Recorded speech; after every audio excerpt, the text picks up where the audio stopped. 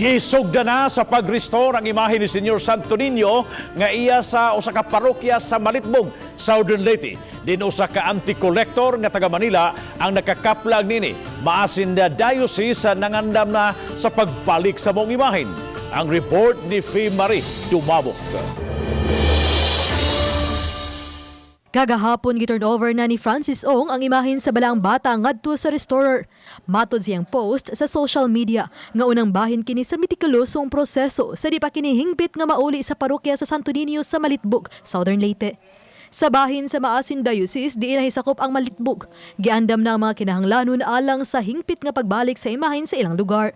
Mato ni Father Mark Vincent Salang, ang Chancellor sa Maasin Diocese, nga ang restorer na ang muabaga sa gastuhan tanan sa restoration.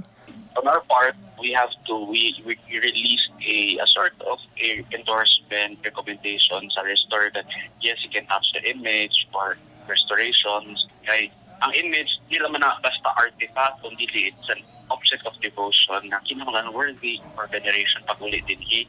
Usa na usab sa nasabutan ang pagsaulog ug sinulog atol unya sa pagbalik sa imahin sa Southern Leyte.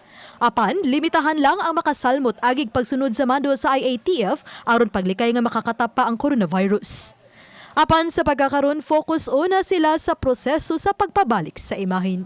Napaman mi sa kanang mga principles on how to deal with it, napaman diha sa inganang level. So we want to straighten things up muna, who's the ones in charge, how's the Santo Niño, what should be. Uban ni Cleofer Lumayag, ako si Fee Marie Dumabok.